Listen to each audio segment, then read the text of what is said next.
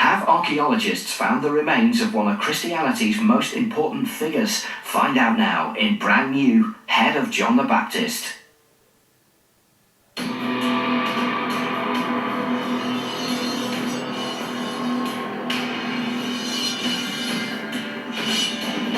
Holy Land, in the year 30 AD.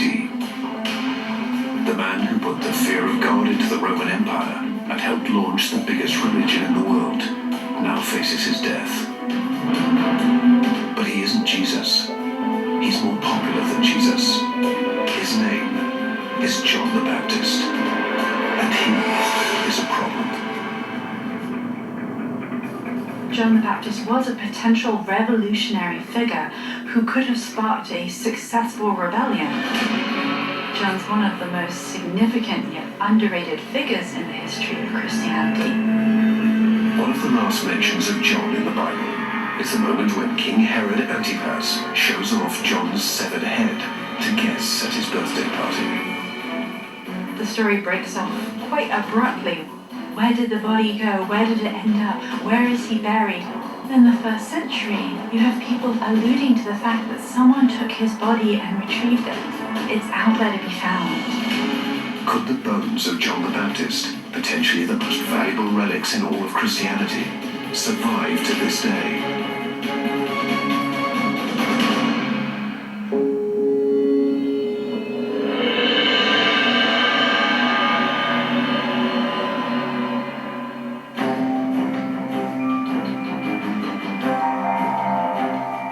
Behind the locked doors of a church in Sozopol in Bulgaria, a team of bone specialists prepare their drills to cut into the priceless relics claimed to be those of John the Baptist.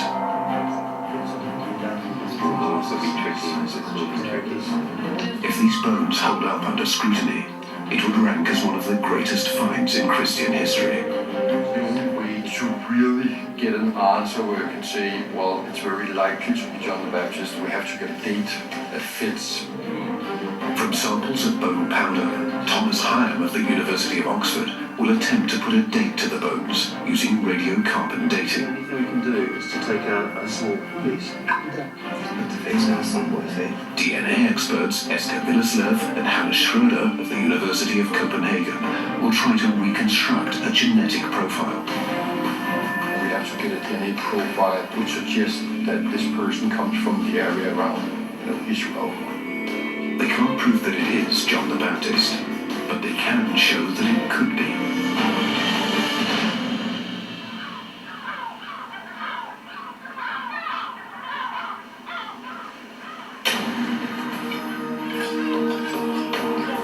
Excavating under the ruins of one of the oldest monasteries in Europe, archaeologist Kazimir Podkonstantinov pinpoints the location of an altar, a potential jackpot of sacred artifacts.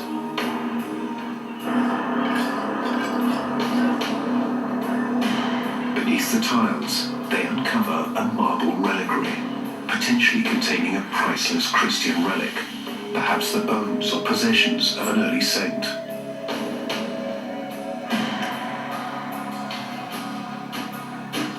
And there's more. A few meters away from where they found the marble box, Kazimir finds part of a second, smaller stone box. It could be the top or bottom of another reliquary, but it is empty. As Kazimir wipes off the dirt, he can feel that this one is engraved with an inscription.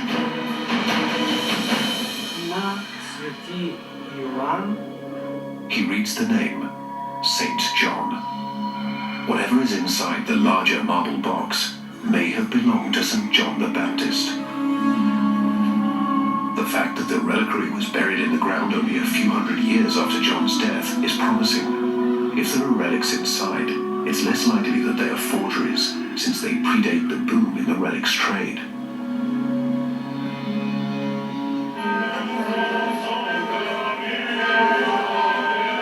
Word spreads across Bulgaria as the country's Eastern Orthodox Church announces the public opening of the reliquary.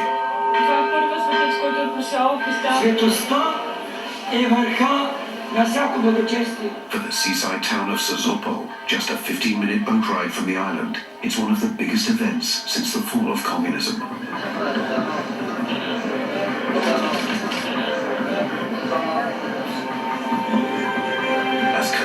slides off the lid, he uncovers a handful of bone fragments and a human tooth.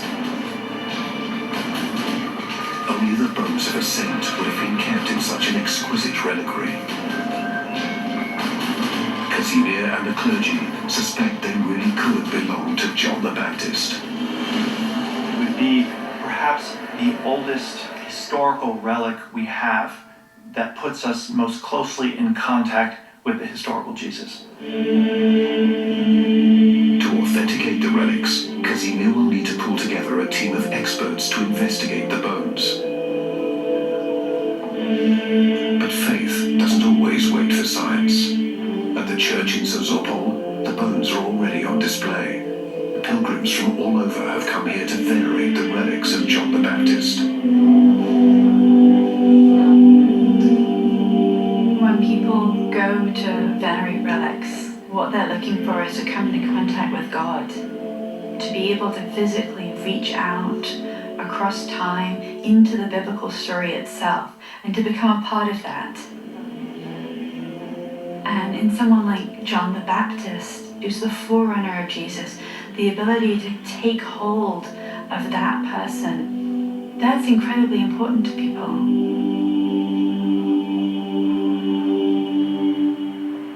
A claim of this magnitude can't go unchecked.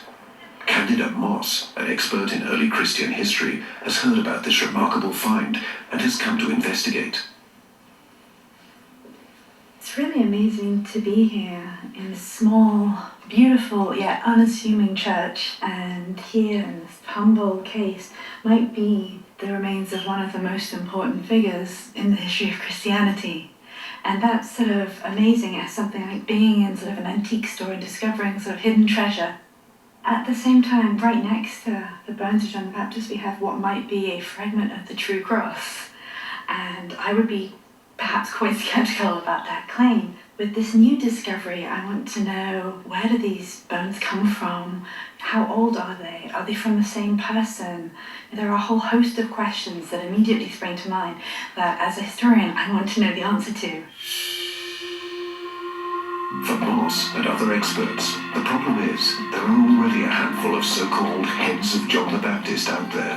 In fact, at least 7 different countries claim to have a piece of him. They can't all be real. Relics are incredibly valuable. And like anything of great value, of course, they're sort of susceptible to forgery and counterfeiting. So whenever you find relics, you have to be skeptical about whether or not you have the real thing. Real or fake, all sacred relics share the same destiny, to be locked up in ornate boxes and venerated for eternity.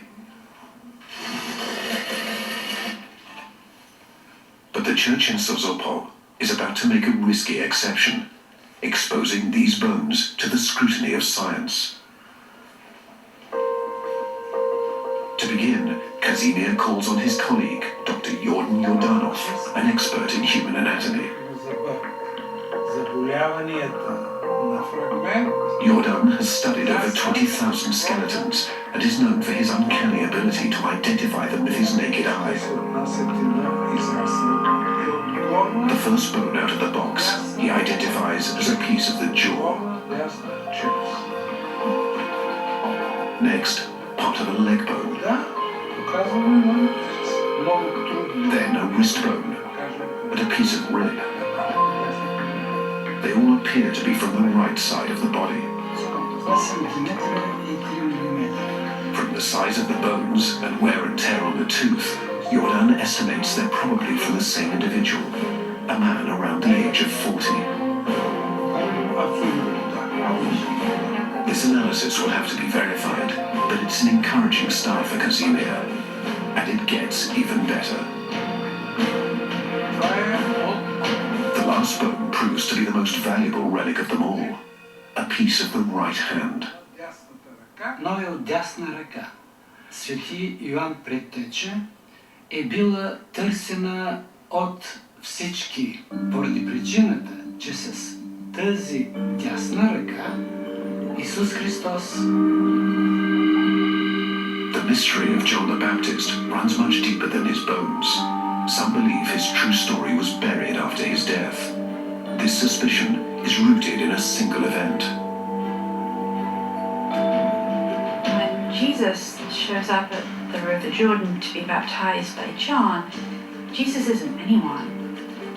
He just appears as just another person who's gone out to meet this figure, John the Baptist.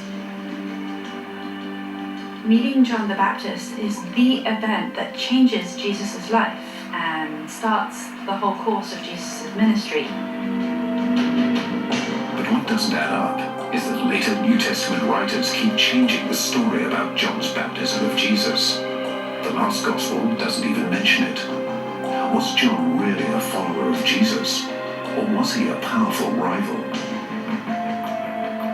What is Jesus doing there? What is the incarnate God doing, asking a human being for help? Why is he getting baptized if he's without sin? What does Jesus need from John?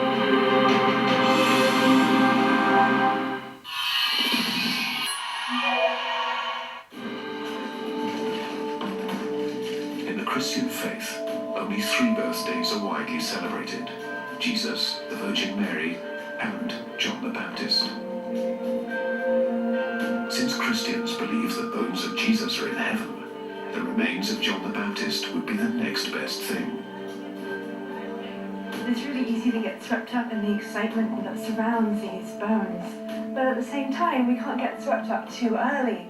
We really have a responsibility to the people here and to history itself to really use every tool at our disposal to ask whether or not these actually could be the bones. You know, we're in Bulgaria, on this tiny town on the coast of the Black Sea, and the first question is, how did the bones of someone as important as John the Baptist end up here? The bones themselves are only half the story. Casimir and Nikolai Sharankov, an expert in ancient Greek, turned to the inscription on the smaller stone box. As they decipher the entire text, it appears to be a personal message from a man named Thomas.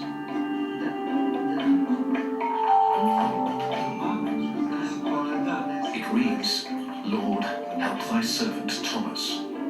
Then there is damaged missing text, followed by the words, "of St. John." But who was Thomas?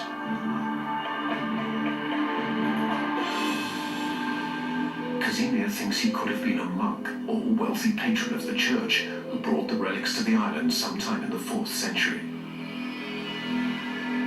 Based on the inscription, Casimir believes that Thomas was convinced he had the bones of John the Baptist in his hands.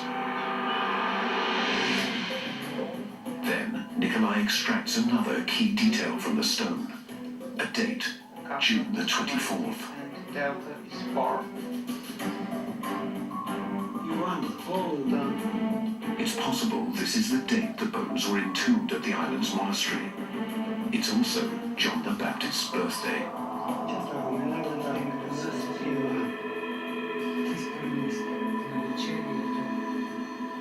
John the Baptist was supposed to have been born on the 24th of June. Now, that date isn't in the Bible anywhere, but traditionally John the Baptist, on the basis of the Gospel of Luke, is supposed to have been born 6 months before Jesus. In the Gospel of Luke, the mother of Jesus, Mary, goes to her cousin Elizabeth, who is also pregnant, and when she meets Elizabeth, Elizabeth's unborn child, John the Baptist, leaps for joy in her womb. It's a touching story, but some experts think it probably never happened. Why would Luke have made it up? Luke is trying to firmly declare for us that Jesus was always the more important figure. It completely eliminates the possibility that they were ever competitors. They were never at odds with one another. Was there something about John that posed a threat to the ministry of Jesus? The problem with John, he was contemporaneous with Jesus. He had a very similar message. Both were somewhat apocalyptic preachers, preaching a kind of end times. John chooses desert life because he felt some strong sense of mission to live apart from the world that he saw, which was so corrupt and so in need of purification.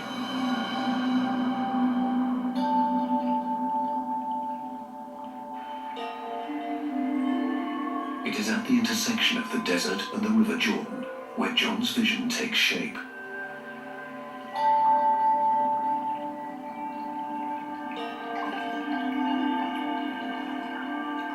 There is something about the edginess of water and desert that I think speaks to the edginess of John. Here on the edge is where God is, where we could imagine people touching the divine. John emerges from the desert with a clear message. Through baptism, you can repent your sins and prepare for God's retribution.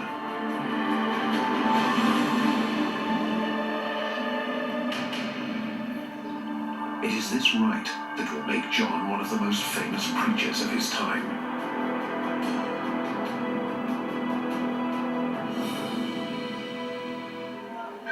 It's the 24th of June in Sozopol, the date on which John's birthday is celebrated. Church officials lead a procession through the streets to move the relics to a newly renovated church in the center of town. Thousands crowd the doorway, trying to get inside to see the sacred bones.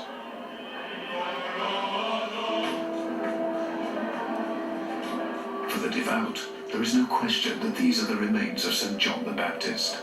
But Kazimir is still far from being able to provide scientific proof. The very next morning, after the high ceremony honoring the bones, a team of the best experts in Europe enters the church in Sozopol to do the unthinkable.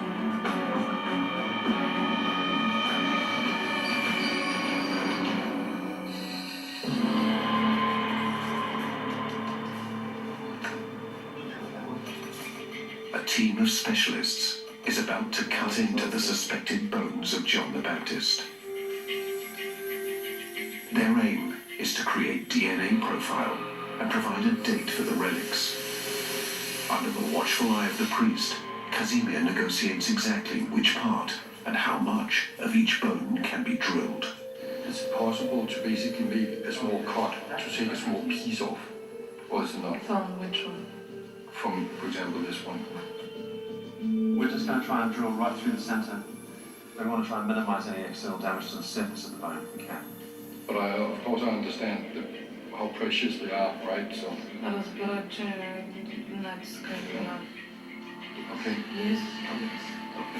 Okay, thank you. Thank you. Okay, Just drill. just drill and predict.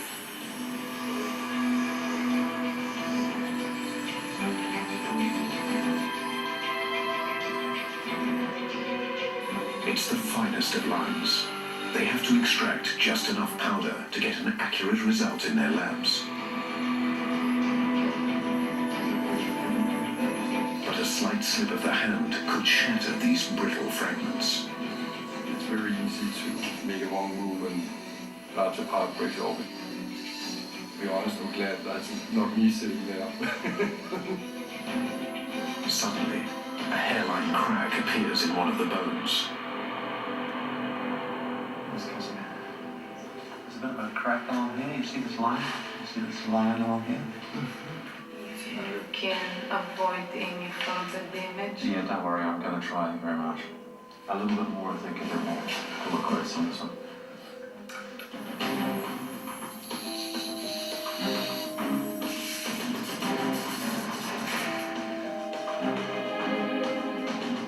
The work is intense, so they take turns at the drill. Should we go on this one? Well, not that I want to, no. Don't break it. They save the most fragile bone for last. One of the problems with the teeth is that if you're pushing it too hard to get material, it kind of can break. My parents are dentists, so...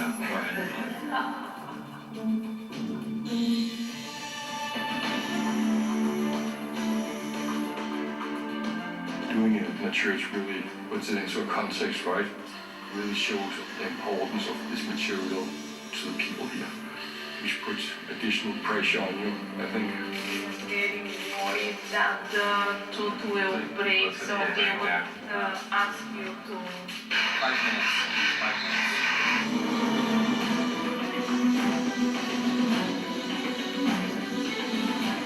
To everyone's relief, they finish sampling the fragments, and the bones appear untouched.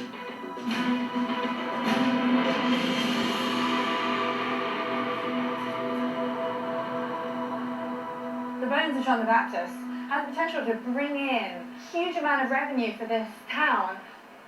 Sozopol is a summer resort, and in the summer, this town is vibrant and bustling and full of people. But in the winter, like now, I'm really aware of how the hotels are closed and the restaurants are boarded up. I think that we do have to ask the question, are they really interested in the remains, or are they interested in what the remains can do for this town? This is what people have been doing with relics since relics first became part of Christianity. Take, for example, the story of Amiens in France. The year is 1206 AD. A crusader named Wallon de Sartène returns from the Fourth Crusade. What de Sartène brings back from Constantinople transforms this market town into a mecca for pilgrims all over Europe.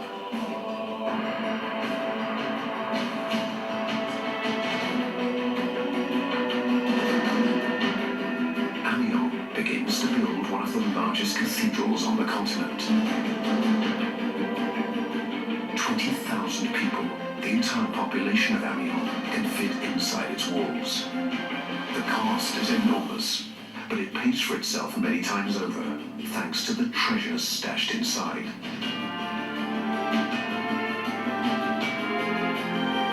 All of this Gothic glamour came down to one thing. Amiens got the skull of St. John the Baptist, served on a platter.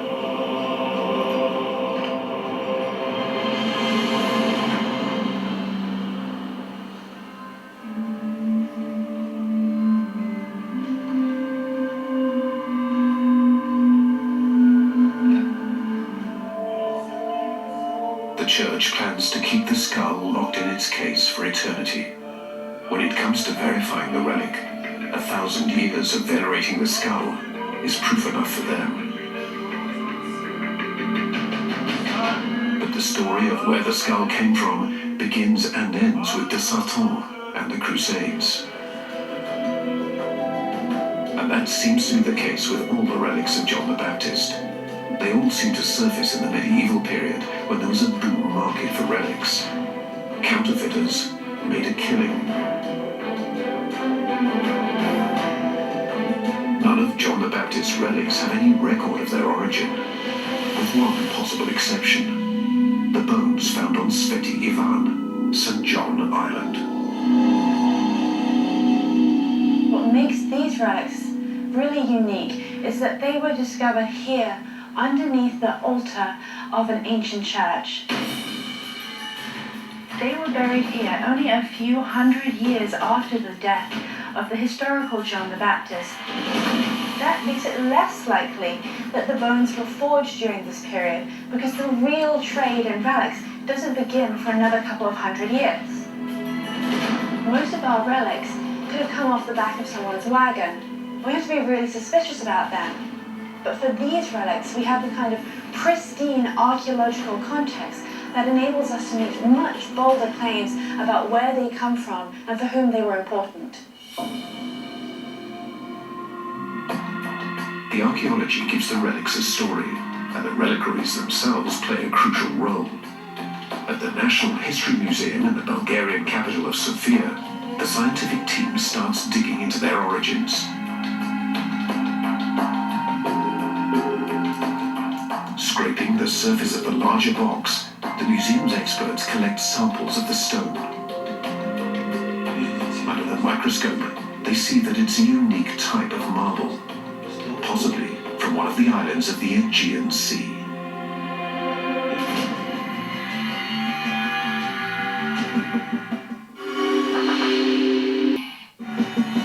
The team is examining the small smaller reliquary with the inscription.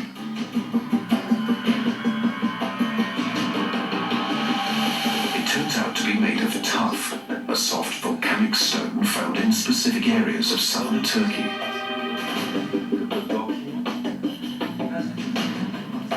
The most likely candidate is Cappadocia, at the crossroads between the Holy Land and Europe.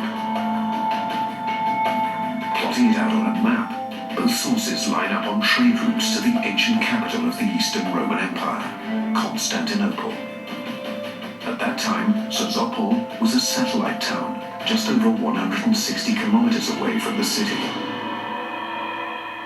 It must be the most important find of relics in a century. Could be. It's absolutely beautiful. To investigate the connection with Constantinople, Kazimir and Rosina Kostova, an expert in early archaeology, take a closer look at the design of the marble reliquary. The marble is of really good quality and the surface is well polished.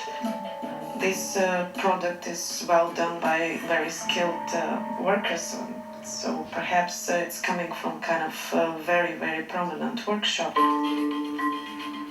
The high quality of the reliquary, the sort of time and care, attention and money that's gone into producing it suggests that it was commissioned to contain very important relics. This was not some kind of ad hoc, on-the-fly kind of container. This was produced deliberately to contain something important. The person who commissioned this reliquary has a lot of money. We have to assume that we're talking about important people. And if they're from Constantinople, we're talking about the center of the empire. Kazimir and Rosina think there is a good chance the bones passed through Constantinople on their way to St. John Island. But exactly how they got out of the Holy Land is harder to pin down. If these bones were exhumed from John's grave, why are they only fragments? At a hospital near Sozopol, lasers scour every detail and build a 3D image of each bone. The images are analyzed by a forensic anthropologist.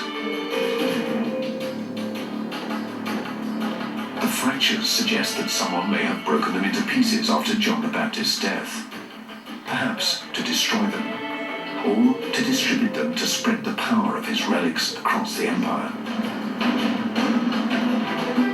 Compared to any other relics of John the Baptist, these have a far more detailed backstory.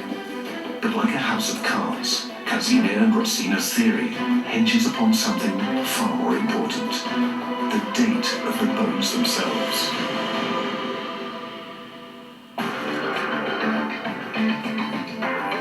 At his lab in Oxford, Thomas Hyan, an expert in radiocarbon dating, unwraps the powder he extracted from 3 of the bones.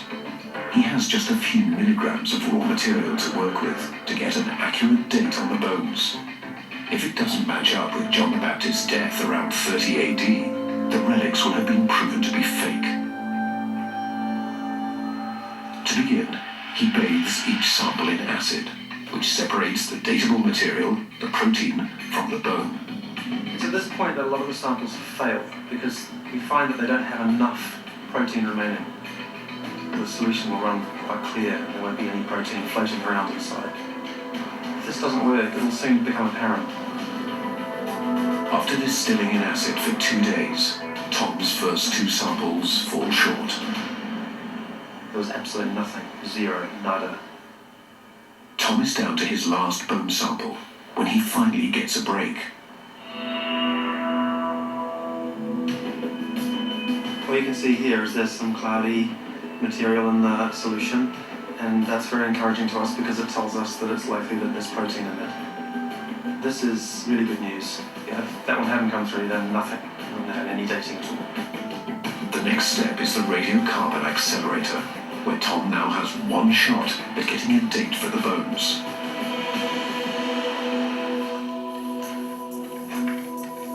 Will the scientific results match the Bible's portrait of John, a man who died in his 30s at the height of his ministry?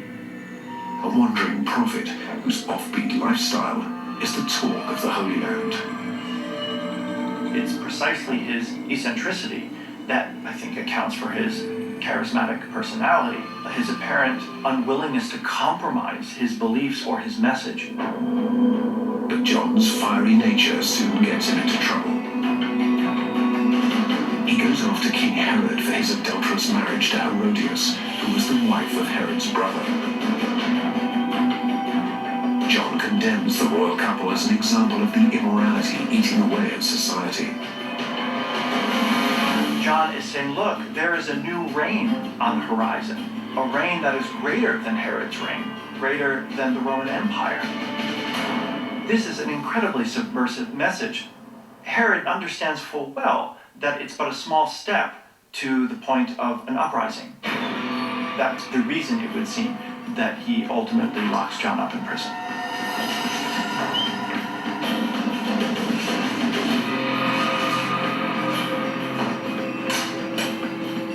According to the New Testament, in John's final days in prison, his thoughts turn to Jesus. He sends messages through his followers, asking Jesus if he is the true Messiah. The evangelists want us to think that while he was in prison, awaiting his death, he was thinking about Jesus as the Messiah that he had been apparently waiting for. What we can see is the evangelists working very hard to restate at every opportunity that Jesus is more important than John the Baptist. But there are inconsistencies in the New Testament, suggesting that John may have never actually believed Jesus was the Messiah.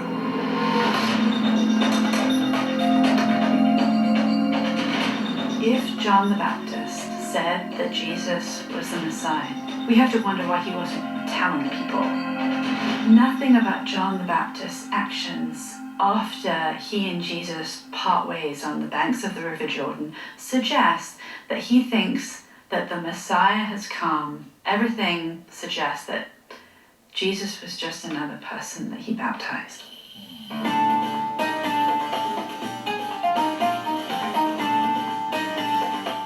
John's imprisonment comes at the height of his ministry. King Herod Antipas has to put a stop to his activities, but he knows that killing John could make him a martyr, an even more dangerous threat.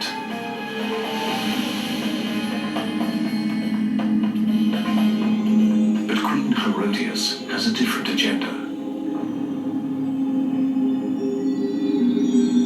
She seeks revenge for John's humiliating public attack and lays a trap using her beautiful daughter Salome as bait.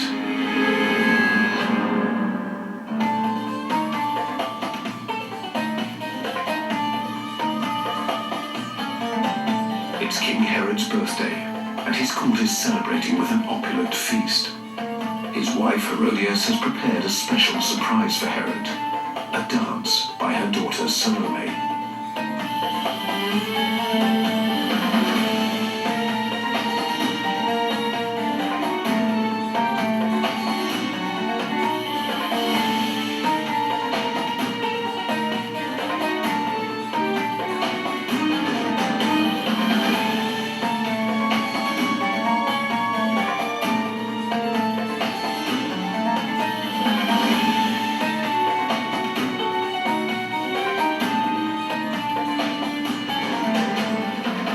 Is so taken in by Salome's performance that he grants her any wish.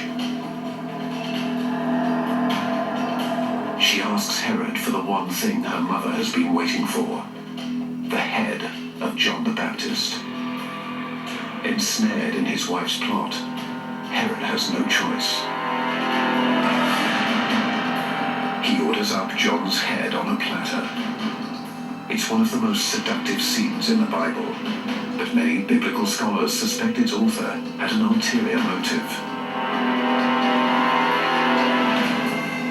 This sounds really familiar to ancient audiences. They heard these stories all the time of duplicitous, manipulative women And it was a way of making Herod look bad that he could be so easily tricked into doing this. It seems more likely that Herod commanded that John the Baptist be executed because Herod was concerned about his popularity, not because his stepdaughter danced really well for him at a party. But the problem with John the Baptist outlives King Herod's rule. Herod may have commanded John's beheading, but afterwards the architects of Christianity may have used his murder to their advantage. To the followers of Jesus, John may have been seen as a threat to the foundation of Christianity itself. I think from the perspectives of the evangelists, they really have to see John die and see him die early on in order to clear out space for the ministry of Jesus. He has been reworked by Christian tradition to keep him in his place, if you will, to ensure that no one would be able to interpret John as in any way superior to Jesus. 2,000 years later, Casimir is attempting to resurrect John's legacy. His theory is that Thomas, the person he believes wrote the inscription, acquired the bones and carried them in a small box to the island. There they were transferred to the larger marble box and buried under the altar. But for this theory to hold weight, the bones must fit into the smaller inscribed box. It may look just like a game of religious Tetris, but if the bones don't fit in this small case, then what we have are some anonymous bones in a larger marble reliquary and then an empty box. So this is really key.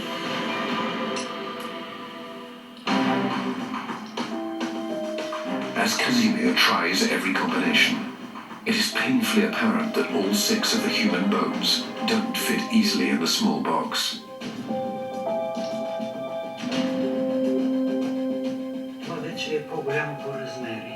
This particular piece is longer than the length of the box, so it's hard to imagine that it was together with the rest. I think the fact that not all of the bones fit in the box is a problem. This does raise more questions for me. Reminds me of Cinderella's glass slipper. They almost fit, but not quite.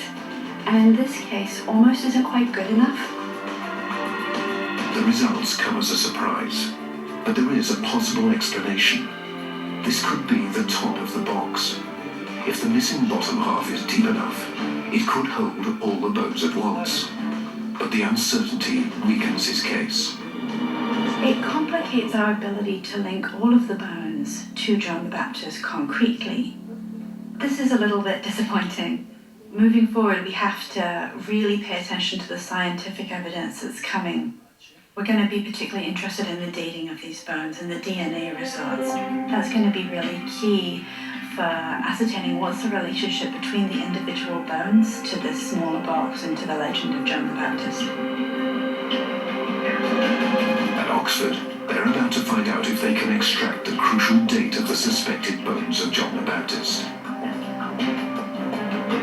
Inside the radiocarbon lab, Thomas Higham loads his one silver bullet into his revolver.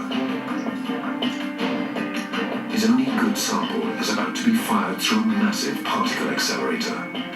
But once he pulls the trigger, the sample will be obliterated. We basically got one shot at it. We had one sample of bone that gave us enough carbon to get a radiocarbon date. This is it.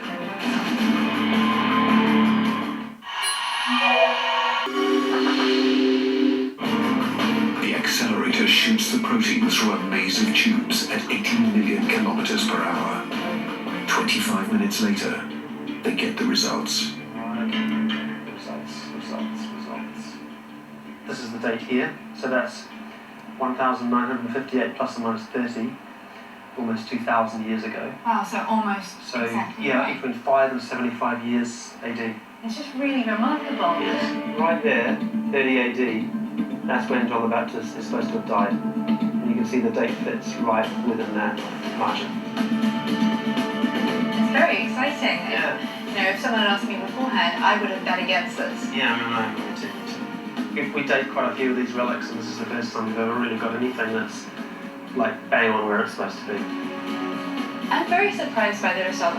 We don't have anything like this from the 1st century. We have been able to carbon date the bones of a really critically important figure in the history of Christianity, and there's a really high probability that they might actually come from that person. Dating the bones to the 1st century is a phenomenal result, but it isn't the last word. At the University of Copenhagen, the DNA evidence could still destroy their case. A lot of sequences match with Y chromosome, so the ratio suggests that all 3 samples came from a male individual. Okay, that's good. Okay, that's always something. The bones were found in European soil. If they're forgeries, they could easily have been exhumed from a local grave. They do indeed come from the same individual. After weeks teasing out the DNA from highly degraded samples, Esker Willerslev and Hannah Schroeder finally get some results. There's position 188, and that's defining for haplotype J1C2. What's the possibility that this isn't from someone from the ancient Near East? I mean, we managed to actually capture, to drag out the entire mitochondria sequence from both the tooth and the 2 bones. All the mitochondria sequences fits across the different bones. It definitely fits with the idea of these bones coming from a single individual, and this mitochondria sequence is very frequent in the Near East. DNA evidence basically fits with the idea that this could be John the Baptist. I mean, it's impossible to scientifically prove it is John the Baptist, but there's nothing contradicting that claim, and that's very rare in these cases, right? It seems likely from the DNA evidence that someone was in the Holy Land and deliberately tried to find early bones that could be those of John the Baptist. Of course, there's the possibility they just made a mistake.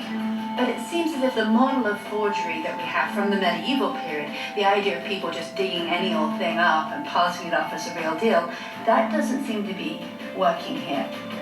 It seems as if the person who acquired these remains really thought that they belonged to John the Baptist. It's remarkable to me, given all of the scientific scrutiny, that these bones really could be from John the Baptist, or at least we haven't discovered anything that proves that they're not. These relics have the best claim to actually being the relics of John the Baptist that I've seen. The relics of St. John Island are a testament to the staying power of John. From the very moment when Jesus went to see John at the River Jordan, the course of history changed.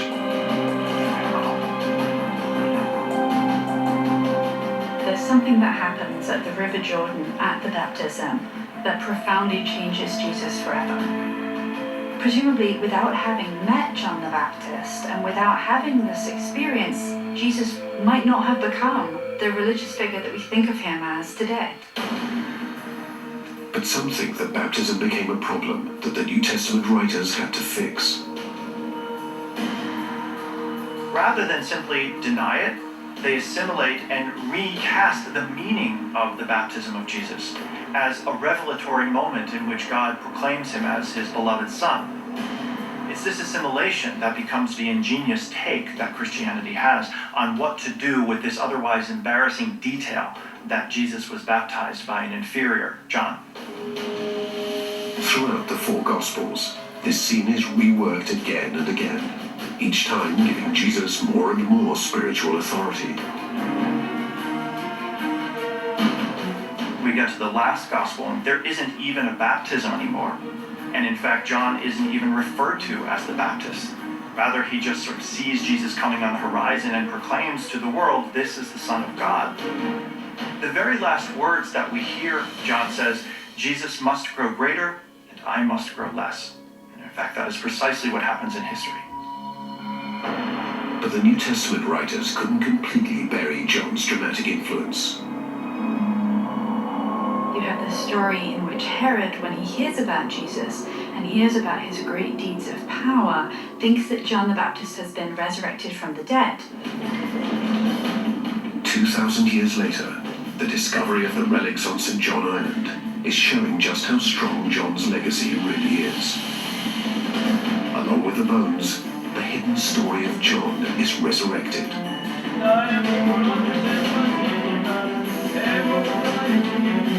Behind Jesus' rise, there was another powerful prophet who inspired him. A man whose message continues to resonate to this day.